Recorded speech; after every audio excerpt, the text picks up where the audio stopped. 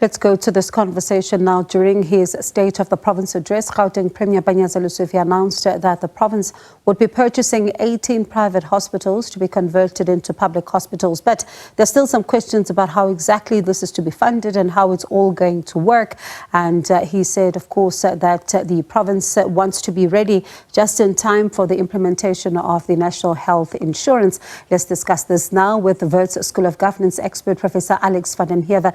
Thank you so much, Prof, for your time. But before we even get into our conversation, let's just start by listening to what the Premier had to say, and I'm keen to hear your response.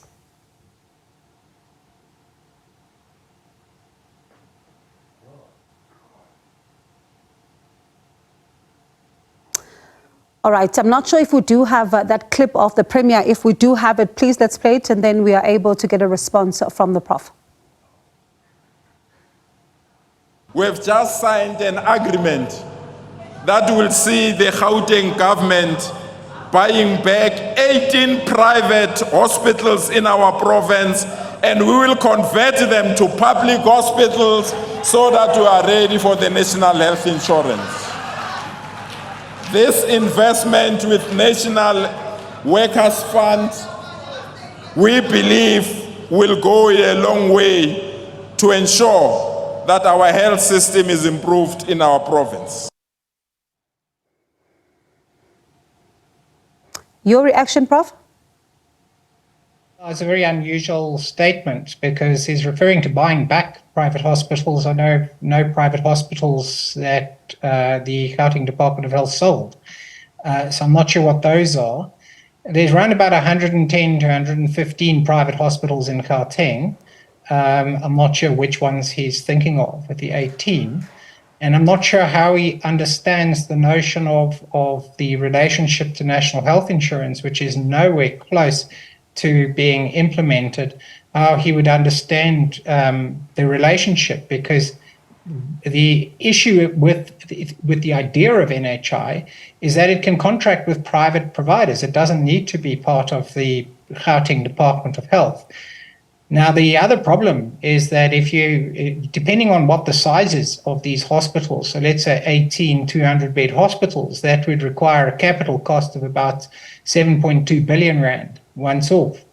I see that there is a proposal for some labor unions fund to purchase this, but I don't know how that actually becomes a Gauteng Department of Health asset at the end of the day. And the recurrent funds for the recurrent budget for that would probably be about 5 billion rand a year, which the Gauteng Department of Health basically doesn't have. So I'm not really sure where the thinking is on this, because a private fund can't purchase an asset on behalf of the Gauteng Department of Health, and it'd be a losing asset for any union fund to do that.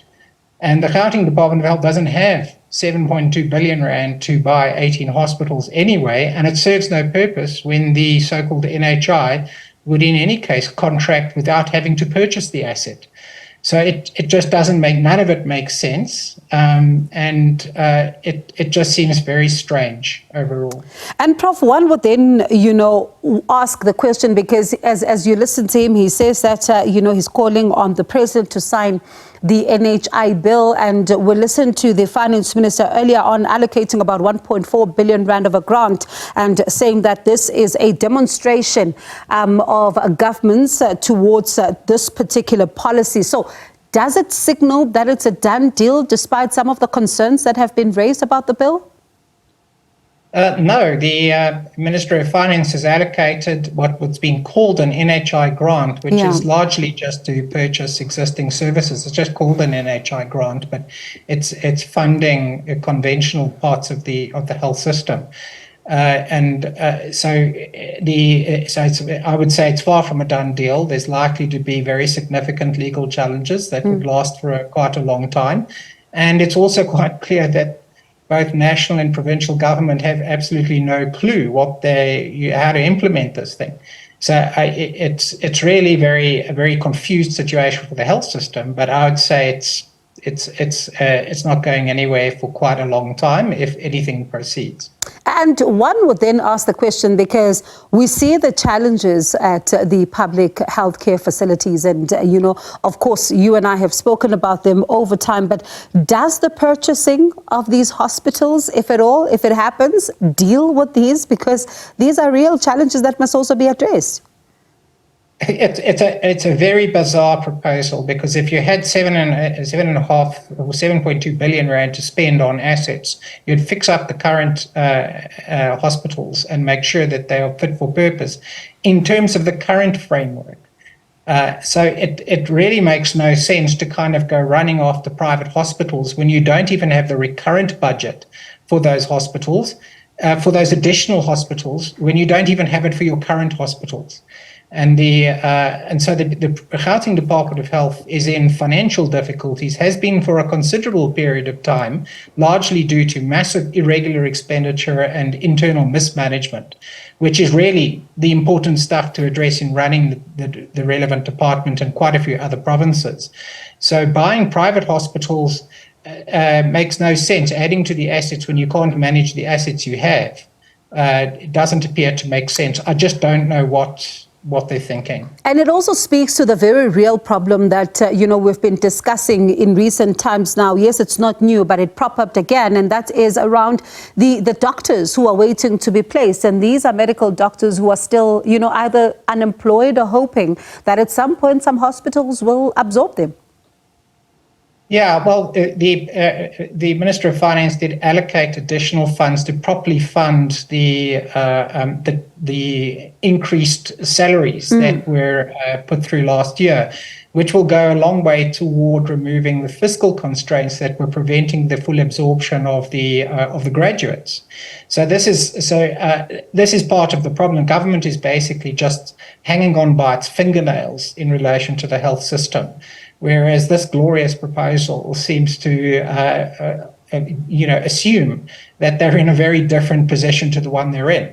The fact of the matter is the Gauteng Department of Health is guilty of significant mismanagement, and I don't know how you then propose that you're going to do something along these lines when you can't really manage the current system, and they're not prepared to put in the governance arrangements to run the current system correctly. So there's a lot that needs to be done there, and but I just don't see this happening at all. It makes no sense. The proposal doesn't even make sense from the way the public sector is organized and the way private sector is organized. It doesn't make sense at all. It doesn't appear real. Yeah, and it'll be interesting to also speak to them just to find out a bit more about this, because you think about the long queues, you think about, some of the backlogs that we see there in terms of the procedures. How then are you not beefing up what you have there? But, there's quite a lot going on here. But thank you so much, Prof, for your time. And let's see then if they're able to clarify it in the coming days and see then how it's all going to work and what happens then with this one. That is Professor Alex van den Heever with the Wits School of Governance.